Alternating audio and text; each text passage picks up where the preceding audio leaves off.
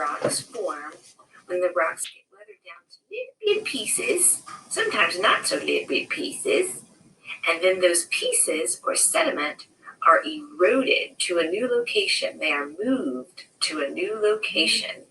They are dropped off or deposited, and then they go through a process called cementation, compaction and cementation, in fact. And those two words together, compaction plus cementation, equal lithification. And through lithification, big fancy nerd word for it's pressed and squeezed and glued together, those sediments become sedimentary rock.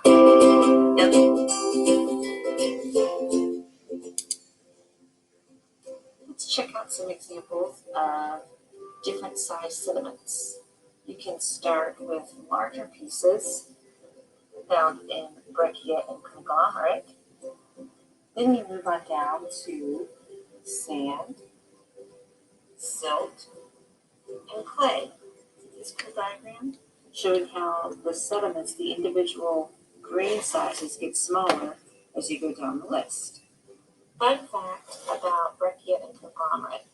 Breccia, if you look at the writing here, it looks very jagged.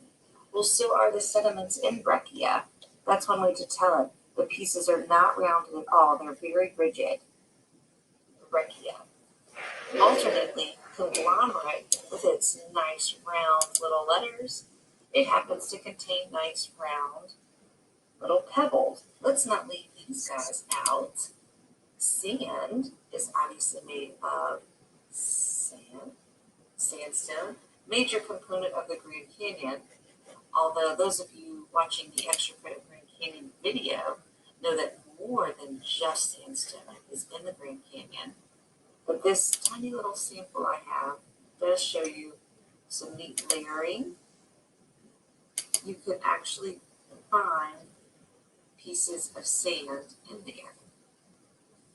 Siltstone, similar.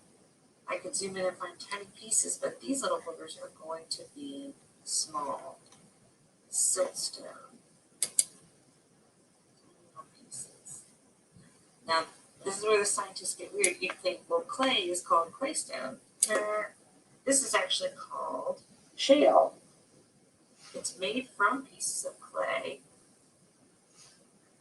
but each individual grain would be so hard for us to detect without special equipment. So it gets more tighter compact as you get smaller pieces and less porous. But these are your pieces of sediment in the largest to smallest. Hey, what about chemical rocks? Limestone can form from chemical or organic processes. Let's focus on the chemical right now. So when water falls from the sky and seeps into the ground, that water might be a teeny touch acidic. So it can dissolve different minerals and pull them down further into the ground. If those minerals find themselves in a cavity under the ground, that water might then evaporate again, leaving behind the minerals.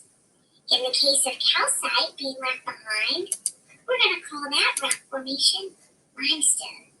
And you've seen this if you've ever walked through a cave and seen stalactites and stalagmites of mostly calcite, which could be limestone rock.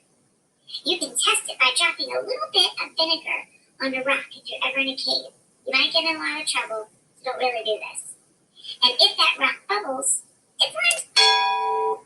And don't forget about organic ones, the ones made of living stuff, like me.